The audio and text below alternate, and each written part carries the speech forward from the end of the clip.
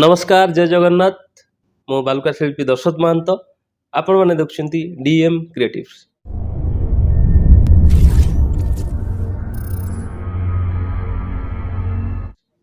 तेबे आजिर अध्याय को मु स्वागत करुच्ची प्रतिभार कहानी भाग 3। तेबे क्रीड़ा क्षेत्र में आम ओडिशा समग्र विश्व में परिचय लाभ करथिबा बेले ओडिशार विभिन्न क्रीड़ाविद तांकर निज दक्षता विकास करी ओडिशा को गौरवान्वित करने सहित एक भिन्न परिचय देइछन्ति। आपण माने जानिथिबे एबे हॉकी विश्वकप मध्ये चलीछि जहाँकि ओडिशा भुवनेश्वर रे होउछि। आपण निश्चय जानिथिबे आउ एक खेल अछि रग्बी जहाँ धीरे धीरे आदृत होउछि। आ जो रग्बी खेल निश्चित भाव रे जी भी देखिबो झुमी जीवो एवं से खेलर दीवाना हो जिवो।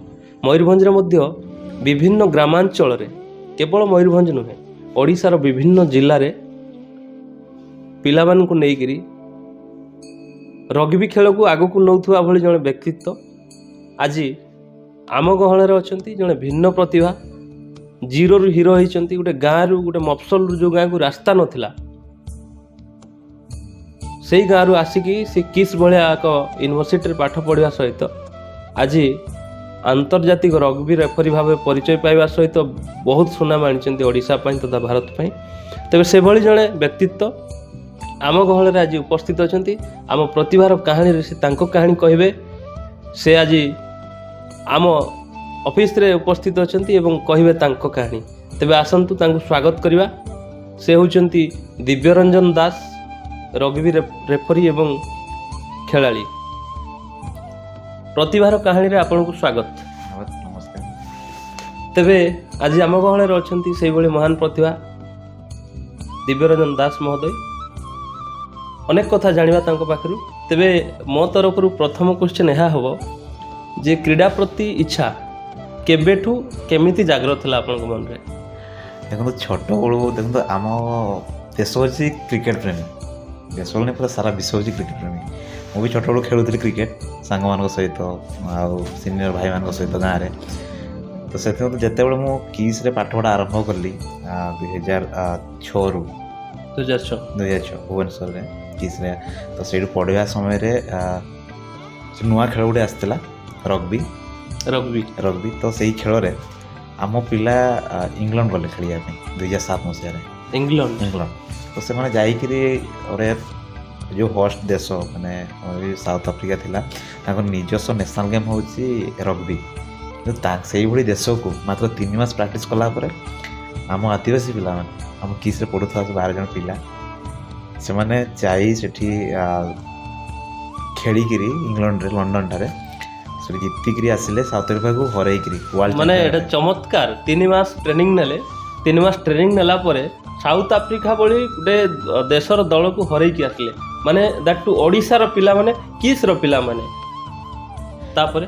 तो से खुशी हे आ गोटे कथा शुणी से टीम रे आमर जे अच्छा आमर महामहिम राष्ट्रपति श्रीमती द्रौपदी मुर्मू तांकर ज्वाई सी से दल थे। तो से टीम से सदस्य थे। जब से आसला जो रिटर्न कले एत बढ़िया भव्य संबर्धना दिहला भव्य स्वागत कराला। मुख्यमंत्री आरंभ कर राज्यपाल प्रधानमंत्री समस्ते विश कले। तो से देखिकी आउट इंटरेस्ट लगे नहीं मुझे रग्बी खेली। तेबे आपनकर प्रथम इंस्पिरेशन राष्ट्रपति ज्वाई निश्चय निहाती कारण से सी मो सांग। Oh my God what a good. एका सहित पाठ पढ़ीचु क्लास 6 रो एका सहित पाठ पढ़ी आसु। तो आज पर्यटन आम बहुत बढ़िया से एत डाउन टू अर्थ अच्छी सी।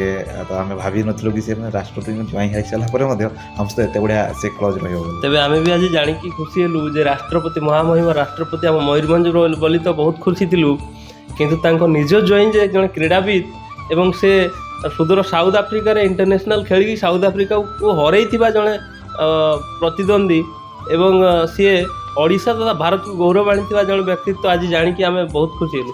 जहाँ भी हो आपण तांको सांग तेबे निश्चय तांको सहित अनेक कथा घटी थो। गोटे छोटिया स्मृति हूँ देखो आम जो जुआड़े जाऊ आम मिसिकी सबकि करूँ आबे पर्यटन किसी है माने आम सी के माने एमती से फिल करे कि मुझे बड़ पद पदवी अच्छी बोली। ସେଇଟା ଆମକୁ ସବୁଠୁ ଖୁସି ଲାଗେ। ଆଉ ସ୍ମୃତି କହିଲେ କିନା ସବୁ ଯେଉଁ ଖେଳିଛୁ ଆମେ ଏକା ସହିତ, ଏତେ ବଢ଼ିଆ ସବୁ ମୁହୂର୍ତ୍ତ ଆମେ କଟେଇଛୁ। ଏକା ସହିତ ପଖାଳ ଖାଇବୁ, ଏକା ସହିତ ବୁଲିବାକୁ ଯିବୁ, ଏକା ସହିତ ଖେଳିବୁ, ସେଇ ତାଠୁ ସ୍ମୃତି ଆଉ ତ କିଛି ନାହିଁ। ନିଶ୍ଚୟ ନିଶ୍ଚୟ, ଯାହା ବି ହଉ କେବଳ ଆପଣଙ୍କ ସାଙ୍ଗ ନୁହେଁ, ଆପଣଙ୍କର ବି ସେମିତି ନିରହଂକାରୀ ମନ ଆମେ ଦେଖିଛୁ। ଏବଂ ବିଶେଷ କରି ଆଉ ଗୋଟେ କଥା ଆମେ ଦେଖିଛୁ, ଦିବ୍ୟ ବାବୁଙ୍କର ସବୁଠୁ ବଡ଼ ଇମ୍ପୋର୍ଟାଣ୍ଟ କଥା ଏଇଟା, ହଠାତ୍ ମୁଁ ଶୁଣିଲି ସେ ଠାକୁରମୁଣ୍ଡା ଆସିଲେ, ମୟୂରଭଞ୍ଜ ଆସିଲେ, ଇଣ୍ଟରନ୍ୟାସନାଲ୍ ରଗ୍ବି ପ୍ଲେୟର ଜଣେ ଅଛନ୍ତି, ରେଫରି ଜଣେ ଅଛନ୍ତି ଶୁଣିଲି। ତାପରେ ହଠାତ୍ ଶୁଣୁଛି ଯେ ଗୋଟେ ଫ୍ୟୁଚର ଷ୍ଟାର ସ୍ପୋର୍ଟସ ଏକାଡେମୀ ଗୋଟେ ଗଠନ ହେଲା ଏବଂ ମୁଁ ବି ଇନଭାଇଟେଡ଼ ହେଇକି ଯାଇଥିଲି ଏଜ୍ ଏ ଗେଷ୍ଟ ଏବଂ ଉତ୍ସାହ ଦେବା ପାଇଁ।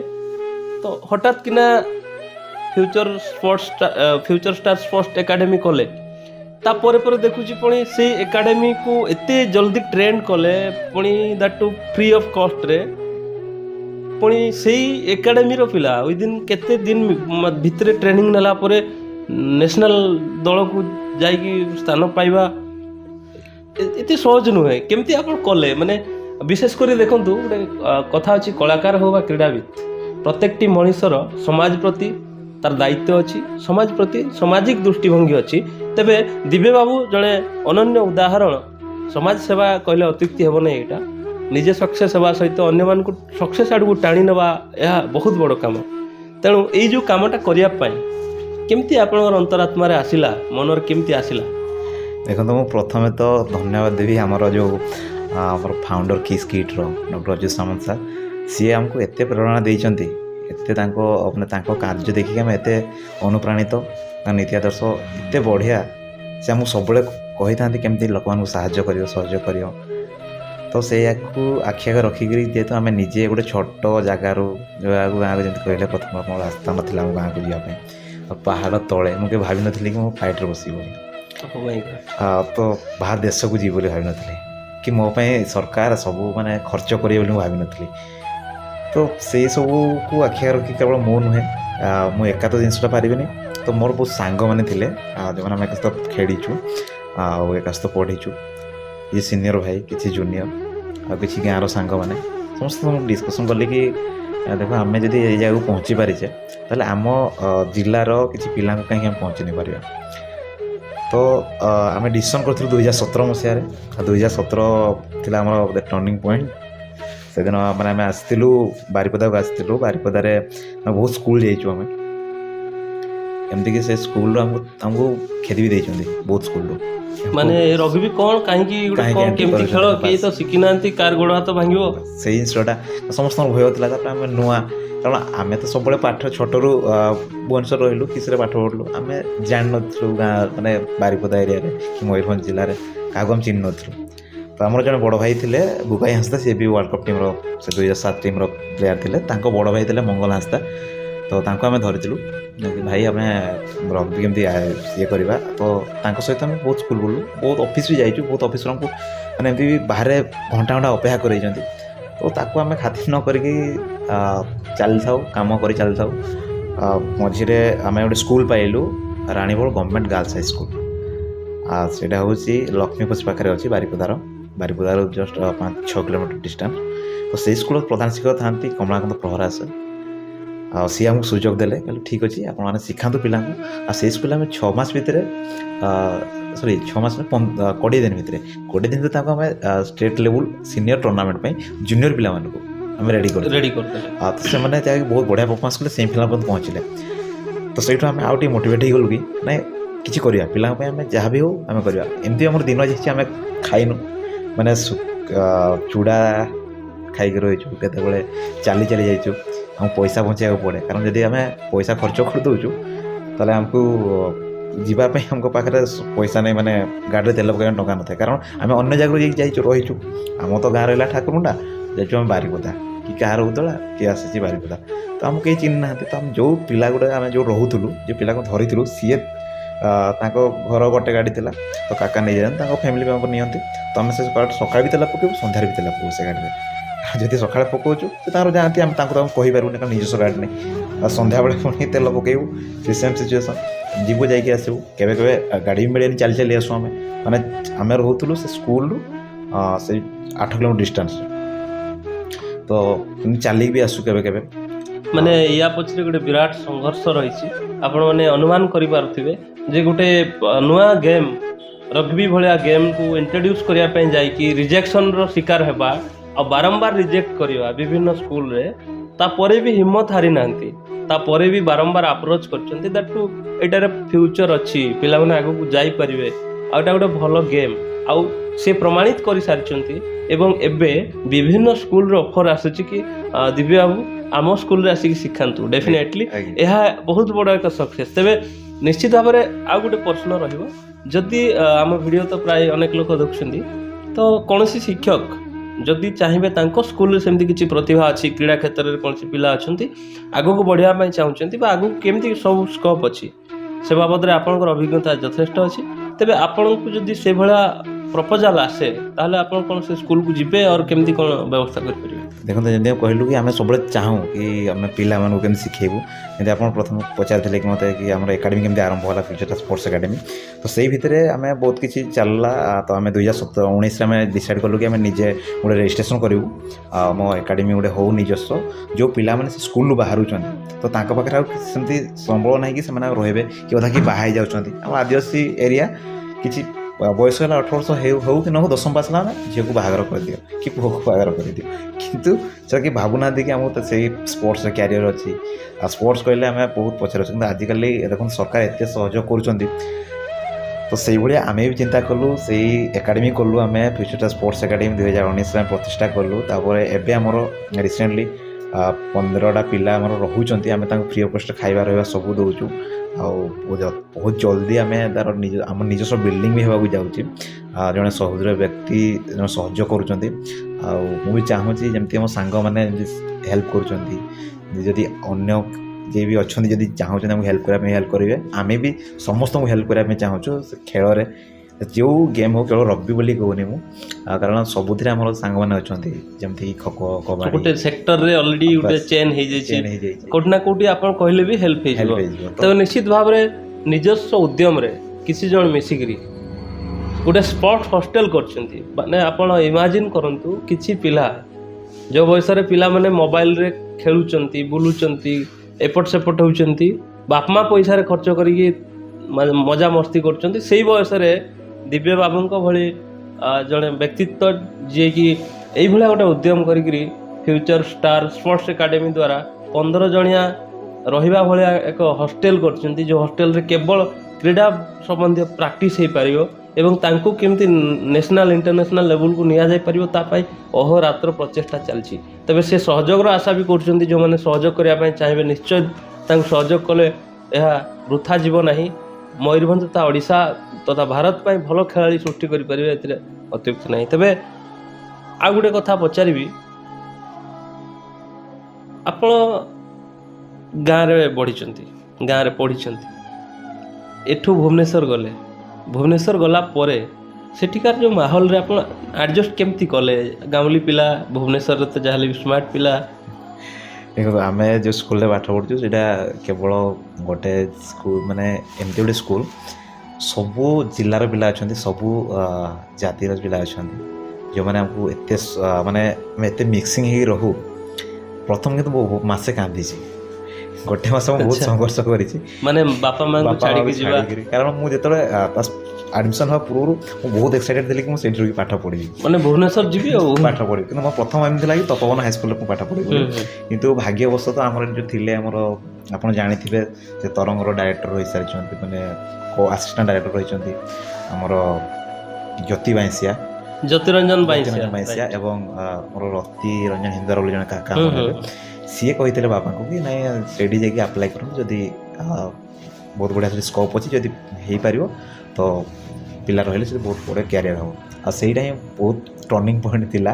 ସେଦିନ ଆମେ ଯାଇଥିଲୁ, ମୁଁ ଏକ୍ଜାମ୍ ଦେଲି, ଏକ୍ଜାମ୍ରେ ଇଣ୍ଟରଭ୍ୟୁ ଥିଲା, କ୍ୱାଲିଫାଇ କଲି ଏବଂ ପଢ଼ିବା ପାଇଁ ସୁଯୋଗ ମିଳିଲା। ଆଉ ସେଇଠୁ ହିଁ ମୋ ଯାତ୍ରା ଆରମ୍ଭ। ଆଜି ମାନେ ଯେମିତି କହିଲେ ଛୋଟ ଗାଁରୁ ଏତେ ଦୂର ଯିବା, ମାନେ ଏମିତି କୌଣସି ରାଜ୍ୟ ନାହିଁ ମୁଁ ଯାଇନି, 2-3ଟା ଦେଶ ବୁଲି ସାରିଲିଣି।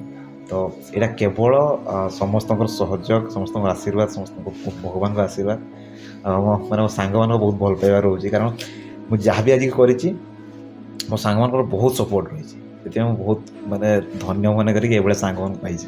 ଯାହା ହେଉ ଆପଣଙ୍କ ସାଙ୍ଗମାନଙ୍କୁ ଆମ ତରଫରୁ ବି ଡିଏମ୍ କ୍ରିଏଟିଭ୍ସ ତରଫରୁ ବି ବହୁତ ବହୁତ ଧନ୍ୟବାଦ ଏଇଭଳିଆ ସହଯୋଗ କରୁଥିବାରୁ, ଗୋଟେ ସଦିଚ୍ଛା ରଖିକିରି। ତେବେ ଆଉ ଗୋଟେ କଥା, କ୍ରୀଡ଼ାବିତ୍ ଏବଂ କ୍ରୀଡ଼ା ଶିକ୍ଷକ ହେବା ଭିତରେ କ'ଣ ଅଛି, ମାନେ କେମିତି ଏଇଟା ଆପଣ ଆକ୍ସେପ୍ଟ କରୁଛନ୍ତି? ମାନେ କ୍ରୀଡ଼ାବିତ୍ ମିନ୍ସ ଆପଣ ତ ବୁଲୁଥିବେ ସବୁବେଳେ, ଏପଟ ସେପଟ ମ୍ୟାଚ୍ ହେଲା, ଗେମ୍ ହେଲା, ଟୁର୍ଣ୍ଣାମେଣ୍ଟ ହେଲା, ତ ଫିର୍ ଆପଣ ପୁଣି ଶିକ୍ଷକ, ଜଣେ ହାଇସ୍କୁଲରେ କ୍ରୀଡ଼ା ଶିକ୍ଷକ, ତେବେ କେମିତି ଆପଣ ମେଣ୍ଟେନ୍ କରୁଛନ୍ତି? ଆଉ ଏଇ ଯେଉଁ ମ୍ୟାନେଜ୍ କେମିତି କରୁଛନ୍ତି? ଆପଣ ଟିଚର୍ ହେବା ପାଇଁ ଆଗରୁ ଭାବିଥିଲେ କିମ୍ବା ଏମିତି ଏବେ ଜବ୍ କରିବା ପାଇଁ ପଡ଼ିଲା? ନାଇଁ ଦେଖନ୍ତୁ, ପ୍ରଥମ ତ ମାନେ ମୁଁ ଟିଚର୍ ହେବା ପାଇଁ ହିଁ BPED ଟ୍ରେନିଂ ନେଇଥିଲି। ଆଉ ଆମେ କ'ଣ କଲୁ, ଯେମିତି କହିଲି ଆମ ସାଙ୍ଗମାନେ ସବୁ ଡିସାଇଡ଼୍ କରୁ ଆମେ କ'ଣ କରିବା। ଆମେ ଏକା ସହିତ ଡିସାଇଡ଼୍ କଲୁ କି ଆମେ ଗ୍ରାଜୁଏସନ୍ କରିବା, ତାପରେ ଆମେ BPED କରିବା। BPED କଲା ପରେ ଆମେ ସମସ୍ତେ ସ୍ପୋର୍ଟସ୍ ଲାଇନ୍ରେ ରହିବା, PET ହେବା। କିନ୍ତୁ 2018ରେ ଯେତେବେଳେ ଏକ୍ଜାମ୍ ଦେଇଥିଲି ଆଦର୍ଶ ସ୍କୁଲ୍ ପାଇଁ, 2-3 ମାର୍କ ପାଇଁ ମୁଁ କଟିଲି, ଫେଲ୍ ହେଇଗଲି। ତ ସେଇଠୁ ମନ ଭାଙ୍ଗିଲା କି ନା ମୁଁ ଚାକିରି କରିବିନି ଜୀବନରେ। କିନ୍ତୁ ତାପରେ ଆଉ ଜଣେ ସାଙ୍ଗ ଥିଲେ ଆମର, ତ ଗଣେଶ ବୋଲି, ତ ସିଏ କହିଲେ କି ଆମେ ମିଶିକି ଏକ୍ଜାମ୍ ଦେବା, ମୁଁ ଆପ୍ଲାଏ କରୁଛି, ଆମେ ମିଶିକି ଏକ୍ଜାମ୍ ଦେବା। ତ ଆପଣ ବି ଜାଣିଥିବେ ମୁଁ ସେଥିମଧ୍ୟରେ ପୁଣି ଆଉ ଗୋଟେ ଲାଇନ୍କୁ ଯାଇଥିଲି, ଆଉ ଟ୍ରାକ୍କୁ ଯାଇଥିଲି କି ରାଜନୀତିରେ ବି ଟିକେ ଆପଣ ପାଦ ଥାପିଥିଲେ।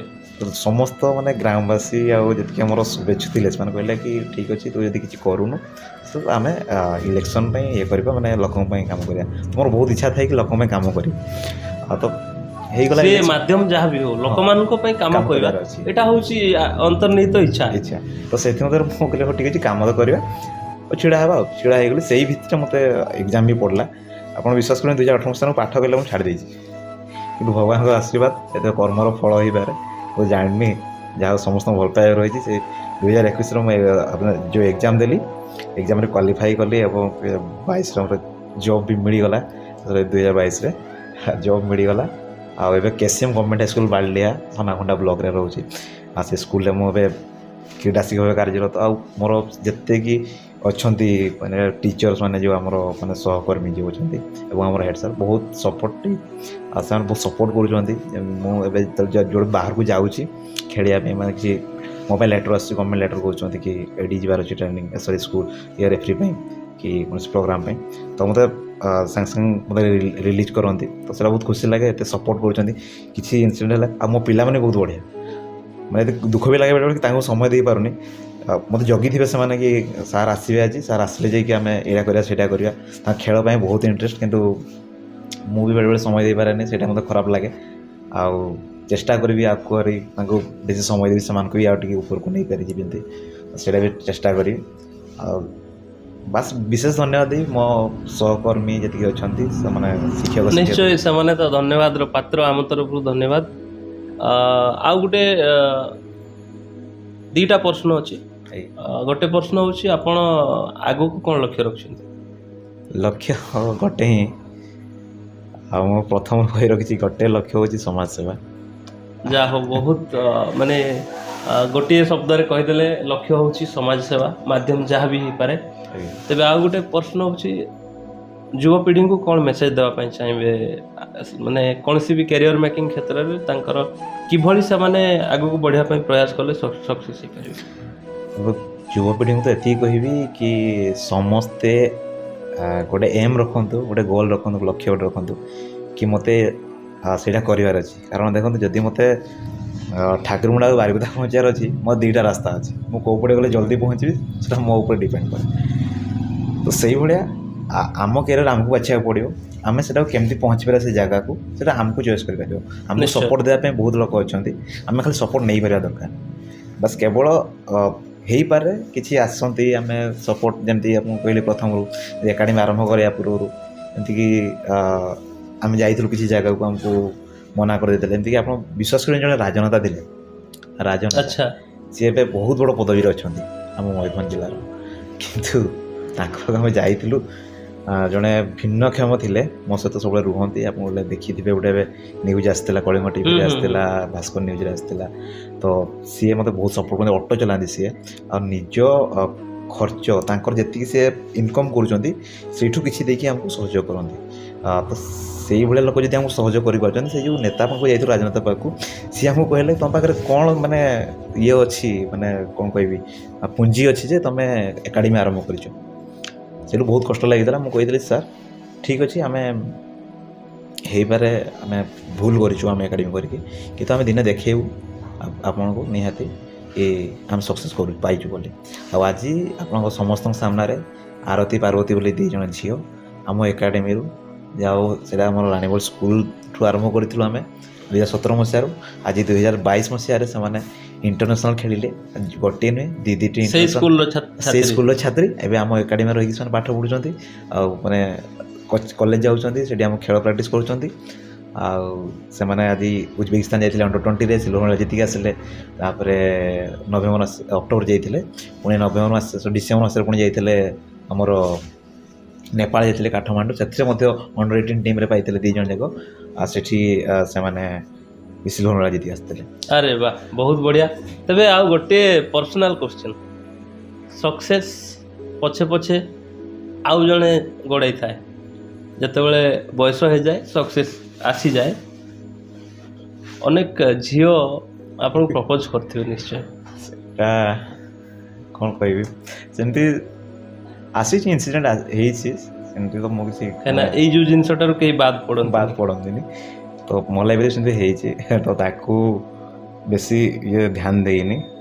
ଆଉ ଦେଖାଯାଉ ଭଗବାନଙ୍କର ଆଶୀର୍ବାଦ। ତେବେ ସିଏ ଧ୍ୟାନ ଦେଇନାହାନ୍ତି, ନିଶ୍ଚିତ ଭାବରେ ସେ ଆଶାରେ ଅଛନ୍ତି, ଆଉ ଦେଖାଯାଉ କିଏ ଭାଗ୍ୟରେ ଅଛନ୍ତି। ତେବେ ଯାହା ବି ହେଉ, ଆପଣମାନେ ଦେଖୁଥିଲେ ପ୍ରତିଭାର କାହାଣୀ ଅଳ୍ପ ସମୟରେ। ତେବେ ଆଜି ଯେଉଁ ବ୍ୟକ୍ତିତ୍ୱଙ୍କୁ ଆମେ ପାଇଛୁ, ଆପଣ ତାଙ୍କ ବିଷୟରେ ସମ୍ୟକ ଜାଣିଲେ। ତାଙ୍କର ଫେସବୁକ୍, ଟ୍ୱିଟର ସବୁ ଦିବ୍ୟରଞ୍ଜନ ଦାସ ନାଁରେ ଅଛି। ଆପଣ ତାଙ୍କୁ ଫଲୋ କରିପାରିବେ, ତାଙ୍କ ସହିତ ଯୋଡ଼ି ହୋଇପାରିବେ ଏବଂ ଫ୍ୟୁଚର ଷ୍ଟାର ସ୍ପୋର୍ଟସ୍ ଏକାଡେମୀ ସହିତ ବି ଯୋଡ଼ି ହୋଇପାରିବେ। ଆପଣଙ୍କର ଯଦି କେହି ପ୍ରତିଭା ଅଛନ୍ତି, ସେମିତି ତାଙ୍କ ସହିତ ଯୋଗାଯୋଗ କରିକିରି କୌଣସି ବି ହେଉ, କୌଣସି ବି ପ୍ରତିଭା ଖେଳରେ ଅଛି, ଆପଣଙ୍କର ଅଛି, ତେବେ ଆପଣ ତାଙ୍କ ସହିତ ଯୋଗାଯୋଗ କରିକି ଆଗକୁ ଯାଇପାରିବେ। ଏବଂ ଆମର ଯେଉଁ ଏଇ ପ୍ରୟାସ ଡିଏମ୍ କ୍ରିଏଟିଭ୍ସର ପ୍ରତିଭାମାନଙ୍କୁ ପରିଚୟ ପ୍ରଦାନ କରିବା ଏବଂ ତାକୁ ଟିକେ ଉତ୍ସାହିତ କରିବାର ଯେଉଁ କାର୍ଯ୍ୟକ୍ରମ ଯଦି ଆପଣମାନଙ୍କୁ ଭଲ ଲାଗୁଛି, ତେବେ ନିଶ୍ଚୟ ଲାଇକ୍ କରିବେ, କମେଣ୍ଟ କରିବେ ଏବଂ ଆମର ଯେଉଁ ଡିଏମ୍ କ୍ରିଏଟିଭ୍ସ ଚ୍ୟାନେଲକୁ ସବସ୍କ୍ରାଇବ୍ କରିବେ। ଆଜି ପାଇଁ ରହୁଛୁ, ନମସ୍କାର, ଶୁଭରାତ୍ରି, ଜୟ ଜଗନ୍ନାଥ।